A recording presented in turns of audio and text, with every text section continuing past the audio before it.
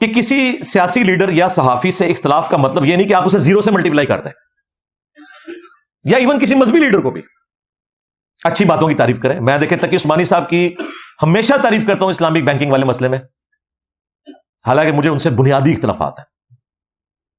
لیکن یہاں پہ ہمارے ملک کے اندر جب کسی سیاسی لیڈر سے اختلاف ہوتا ہے تو زیرو سے ملٹیپلائی کر دیتے ہیں دوسرے کو.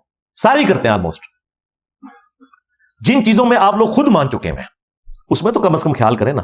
خان صاحب کے اوپر جب یہ سائفر کیس شروع ہوا تو جب انہوں نے وہ لہرایا تھا اسلام آباد کے جلسے میں، تو ادھر انہوں نے اپنے آپ کو بھٹو کے ساتھ کمپیئر کیا. انہوں نے کہا کہ دیکھو بھٹو کو بھی اس وقت کی اسٹیبلشمنٹ نے ٹنگوایا تھا کیونکہ وہ محب وطن انسان تھا، اور میرے ساتھ بھی یہ کرنے جا رہے ہیں. یعنی ان کو بھٹو کی عظمت کا اندازہ جب اپنے اوپر کیس بنا تو ہوا، مان لیا نا. کسی پی ٹی آئی والے نے کہا کہ جی خان صاحب آپ نے یو ٹرن کیوں لیا، آپ بھٹو کی تعریف کر رہے ہیں. کیوں؟ جب کسی کو سمجھ آتی ہے تو پھر وہ سمجھ آتا ہے. اسی طریقے سے صحافیوں میں دیکھ لیں، احمد نورانی جس کو فیض حمید کی تکلیفیں کاٹنی پڑی، جیو میں تھا، پتہ ہے اس کو سریوں سے مارا گیا، پھر یہ بیچارہ باہر چلا گیا، آج آنکھوں کا تارا بنا ہوا ہے پی ٹی آئی والوں کی.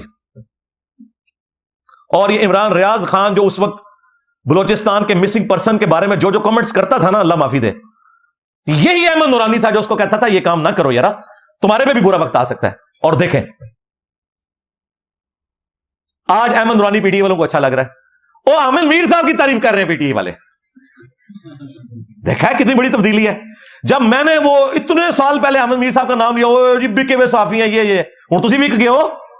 ہاں تو اس طرح نہ کریں. اس کا مطلب ہے آپ لوگوں کو بعد میں چیزیں سمجھ آتی ہیں، اللہ کے فضل سے ہمیں پہلے سمجھ آئی ہوئی ہیں، تو اب بھی سمجھ آئے میں جو کچھ آپ کو بتا رہا ہوں. ہاں یہ جو لوگ باہر کے ملکوں میں بیٹھے ہوئے ٹرینڈ چلا رہے ہیں نا، وہ ہمارے بھی امداد بھائی گئے ہوئے انگلینڈ، کہتے ہیں یار، حالانکہ وہ خود کافی عرصہ پی ٹی آئی میں رہے ہیں، پھر چھوڑ دی تھی پی ٹی آئی. مجھے کہنے لگے انجینئر صاحب میں وہاں مارکیٹ میں گیا، انہوں نے بڑی بڑی اسکرینیں لگا کے فوج کے خلاف پروپیگنڈا کر رہے ہیں انگلینڈ کے اندر. ظاہر ہے وہ بیچارے باہر بیٹھے ہوئے ہیں نا، ان کو کیا پتا گراؤنڈ ریئلٹیز کا. وہاں بیٹھے ہوئے لوگ تو اپنے لیڈروں کو پیغمبر کا درجہ دیے ہوتے ہیں، انہیں پتہ ہی نہیں ہوتا کہ یہ ان کے کول و فیل کے اندر کتنا تضاد موجود ہے.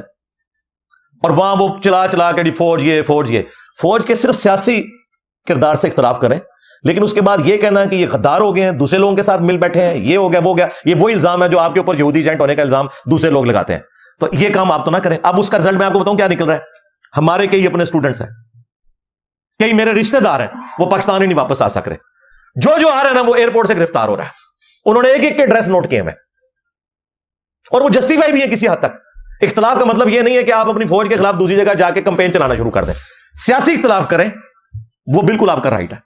لیکن کہنا غدار ہے، تصویریں لگا کے جوتیاں مارنا، یہ والی حرکتیں کریں گے تو ظاہر ہے پھر وہ تو تیار بیٹھے ہیں بھائی، ان کے ہاتھ میں بندوق ہے. سیدھی سی بات ہے. وہ خان صاحب کو باجوہ صاحب نے کہا تھا نا، آپ کا تو 4 سال کا تجربہ ہے، ہمارا حکومت فارغ کرنے کا 70 سال کا تجربہ ہے. تو اسی شاہی کوئی نہیں ہو خان صاحب. اور دیکھیں باجوہ صاحب نے خان صاحب کی حکومت لپیٹ دی. جس نے لانچ کیا تھا نا اسی نے لپیٹ کے بھی گیا، اس نے ثابت کیا کہ ہم آج بھی طاقتور ہیں. تو بھائی طاقتوروں کے ساتھ اس طریقے سے ڈیل نہیں کیا جاتا، ان کے ساتھ پولیٹیکلی ڈیل کیا جاتا ہے. سپیس دیں، 5 دفعہ اسمبلیاں اپنا وقت پورا کریں، چارٹر آف اکانومی اور چارٹر آف ڈیموکریسی لکھے جائے. اب خان صاحب کو تو بڑا خیال آیا کہ انہوں نے فضل الرحمان صاحب کی ساس کے فوت ہونے کے بھی مہینے بعد ادھر جا کے تعزیت کر لی ہے، اور ان کا شکریہ ادا کیا کہ آپ نے میرے بارے میں جو بیان دیا کہ میرے سیاسی مخالف کو بھی باہر ہونا چاہیے. تو کل تک جب اس کو ڈیزل کہتے تھے آپ، تو آج پی ٹی آئی والوں کو چاہیے کہ اب خان کو پھر پٹرول نام رکھ دیں اس کا، کیونکہ پٹرول اور ڈیزل ہی بائی بائی ہو سکتے ہیں نا. تو میں نام رکھنے پہ آیا نا، تو آپ لوگ میرا مقابلہ ہی نہیں کر سکتے. ہاں میں تو مولوی نعمت سنگھ بسائے تھے، تسی تے برگر کھاندے والا بندے ہو، تسی شے ہی کوئی نہیں ہو سکتا ویڈیو پٹرول نہ رکھ بھی دین. تو اب چیزیں لوگوں کو سمجھ آ رہی ہے. میں اس وقت کہہ رہا تھا اگر یہ اس وقت پولیٹیکل لیڈر کے ساتھ بیٹھتے نا، یہ آج تک باہر بھی نکلے ہوئے ہوتے، 9 مئی بھی نہ ہوئی ہوتی. ابھی بھی اگر کوئی ریلیف ملا اسٹیبلشمنٹ نے نہیں دینا، وہ دینا ہے نا تو پولیٹیکل لیڈرز نہیں دینا ہے. اگر جو بھی نیکسٹ پرائم منسٹر بنا نا، اس کے دور میں کوئی ریلیف ملے تو ملے، اس سے پہلے کوئی نہیں ملنا. اور وہ بھی سائفر کیس ایک خطرناک ہے، مجھے نہیں پتا اس کو کس طریقے سے کنکلوڈ کریں گے. یہ تو یہ وقت کے ساتھ سمجھ آتی ہے. میں دیکھیں صدر ایوب کو ایکسس آف ایول سمجھتا ہوں پاکستان میں، آج سے نہیں ہمیشہ سے، کہ وہ پہلا بندہ تھا جس نے فاطمہ جناح کو غدار وطن ڈکلیئر کروا کے اور بدماشی سے حکومت پہ قبضہ کیا. وہ پہلا ڈکٹیٹر تھا. اس کے باوجود جو اس کی اچھی باتیں ہیں کہ اس کے دور کے اندر ڈیمز بنے، انڈسٹری لگی. ہاں ایک غلط چیز بھی ہوئی کہ قرضے بہت ہم نے اٹھا لیے، وہ ایک معاملہ الگ تھا. تو جو پازیٹیو چیز ہے اس کی مانتے ہیں ہم. ضیاء الحق ڈکٹیٹر، ہمارے ملک کے اندر یہ سارا کلاشنکوف کلچر، ہیروئن، سنی شیعہ فسادات، قتل و غارت کا بانی، غلط پالیسیز اس کی، کہ جو اس نے رشیا کے ساتھ پھڈا لیا اور امریکہ کے ساتھ دوستی اپنی بڑھائی. ان تمام چیزوں کے باوجود اس کی ایک پازیٹو چیز تھی کہ اس نے جو بھٹو صاحب نے پاکستان کا اٹامک والا معاملہ شروع کیا تھا، یہ بھٹو صاحب کی بہت بڑی کنٹریبیوشن ہے، ڈاکٹر عبد القدیر کو انہوں نے بلوایا تھا، لیکن ان کی زندگی میں مکمل نہیں ہوا. اس کو منطقی انجام تک پہنچایا ہے تو ضیاء الحق نے پہنچایا، یہ اس کا کریڈٹ ہے بھائی. اس کے بعد نواز شریف صاحب کو یہ کریڈٹ جاتا ہے کہ $5 ارب اس وقت آفر کیے گئے تھے، اس کے باوجود انہوں نے استقامت دکھائی اور پاکستان کو ڈکلیئرڈ نیوکلیر پاور بنایا. 6 دھماکے کیے، 5 اس کے جواب میں، اور 6 انہوں نے جو پہلے انڈیا نے کیا ہوا تھا نا کئی سال پہلے، اس کے جواب میں 6 پورے کیے. یہ ان کو کریڈٹ جاتا ہے. موٹر وے بنوائی انہوں نے آپ کے ملک کے اندر. اس وقت سب لوگ بات کرتے تھے، اس وقت 35 ارب کی موٹر وے بنی تھی، آج 3500 ارب کی بھی نہیں بنا کے آپ دے سکتے، اور آپ کی لائف لائن بنی ہوئی ہے. تو یہ ان کی کنٹریبیوشن ہے. بے نظیر بھٹو، جان پہ کھیل کے اس عورت نے میزائل ٹیکنالوجی پاکستان کے لیے لی ہے. وہ آپ ذرا ہمارے جو بھائی ہیں نا فیصل وڑائچ، جو دیکھو سنو جانو والا چینل چلاتے ہیں، اس میں ذرا دیکھیں کس طریقے سے یہ ٹیکنالوجی پاکستان نے حاصل کی ہے. اس میں سب سے بڑا کریڈٹ جو ہے نا وہ بے نظیر بھٹو کا ہے. ہم کسی بھی پولیٹیکل لیڈر کو غدار وطن نہیں سمجھتے. ہاں یہ ہو سکتا ہے کمپرومائز ہو جائیں اپنے کسی دنیاوی لالچ میں، وہ ایک علیحدہ معاملہ ہے، لیکن اوورآل سب نے کنٹریبیوٹ کیا.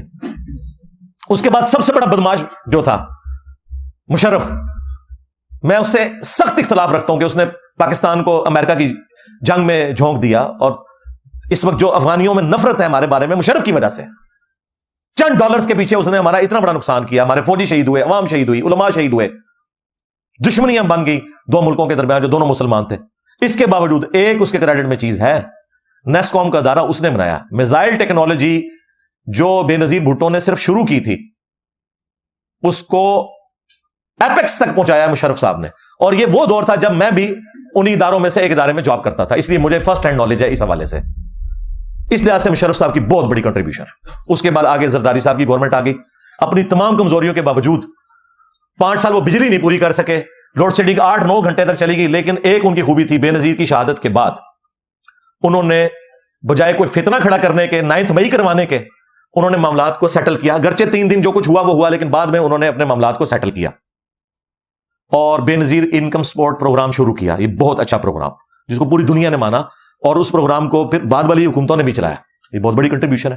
اس کے بعد نواز شریف صاحب آئے، میں تو کنکلوڈ کر بیٹھا تھا پتہ نہیں بجلی ہماری پوری ہوگی کہ نہیں. انہوں نے بجلی والا معاملہ 3 سال لگا کے اس کو، اب بھی پاکستان کے پاس فالتو بجلی ہے. وہ آئی پی پیز والا جو چکر ہوا ہے نا، وہ ایک علیحدہ چکر ہے. وہ اس کے ساتھ سی پیک نے کمپلیٹ ہونا تھا. سی پیک اگر کمپلیٹ ہو جاتا نا تو بجلی ہمیں سستی ملتی. وہ آدھا کام تو ہو گیا کہ ہم نے کارخانے تو لگا لیے مہنگے مہنگے، اور ان کے بجٹ جہاں سے میٹ ہونے تھے وہ سی پیک جو آ کے خان صاحب کی گورنمنٹ میں رک گیا. اگر وہ ہو جاتا ہے، انڈسٹریل زون بن جاتے تو یہ بجلی ہماری ضرورت تھی. یہ چیزیں جڑی ہوئی ہیں، آپ کو ایک رخ بتایا جاتا ہے، دوسرا رخ کا پتہ ہی نہیں ہے. خیر بجلی انہوں نے پوری کی. اور اس کے بعد ڈان لیگز والا معاملہ جو ہوا، میں اس میں ان کے ساتھ ہوں. بعد میں ہم نے بھی مانا سب نے. میں تو اس وقت بھی کہتا تھا کہ یہ ٹھیک ہے، ایف اے ٹی ایف کی تلوار آئی، ڈان لیگز ہی ہماری جو ہے وہ پالیسی بن گئی. ٹھیک ہے. اس کے بعد جب عمران خان صاحب آئے یا لائے گئے جس طریقے سے بھی، لیکن الٹیمیٹلی انہوں نے اپنے دور حکومت کے اندر، میں سمجھتا ہوں یہ جو صحت کارڈ والا معاملہ شروع کیا، جو سٹارٹ تو نواز شریف صاحب کی گورنمنٹ میں ہوا تھا، لیکن اسے منطقی انجام تک انہوں نے پہنچایا. پھر یو این او میں یا باقی فورمز کے اوپر اسلامو فوبیا کے حوالے سے جو اویئرنیس دی خان صاحب نے. اس زمانے میں میری ویڈیوز آ رہی تھی، لوگ سمجھ رہے میں خان کو سپورٹ کر رہا ہوں. نہیں بھائی، وہاں جا کے کوئی پاکستانی نان مسلم بھی اگر اسلامو فوبیا کے حوالے سے بولے گا، اسلام کے حق میں بولے گا، میں اس کی بھی تعریف کروں گا. میرا کرائٹیریا خان یا نواز شریف نہیں ہے. ہمارا کرائٹیریا جو ہے وہ قرآن و سنت ہے، یا اس کے بعد اگر کوئی چیز ہے تو وہ پاکستان کے ساتھ ہمارا جو ریلیشن ہے وہ ہے. تو یہ سارے کا سارا معاملہ ہوا. اس تو بعد جو کچھ ہوا وہ تو پھر اللہ معافی، ہوں تک جو کچھ ہو رہا ہے. لیکن میں آپ کو بتا رہا ہوں کہ ہر بندے کی کوئی نہ کوئی کنٹریبیوشن ہے، اور کمزوریاں ساروں میں موجود ہیں.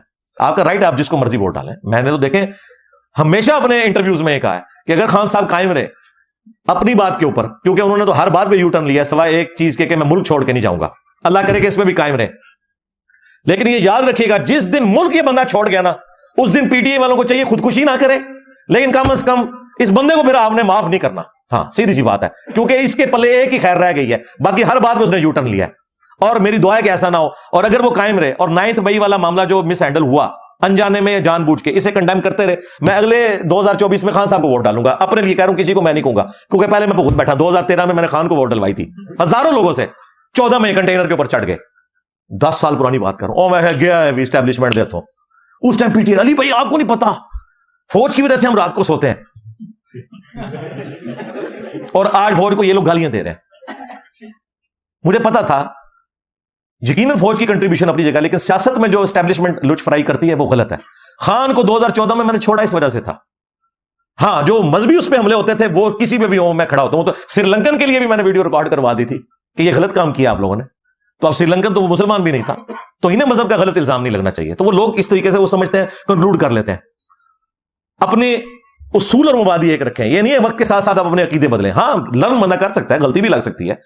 مجھے بھی کئی معاملات میں غلطی لگتی ہے, رجوع کر لینا چاہیے, اس میں کوئی ایسی بات نہیں ہے.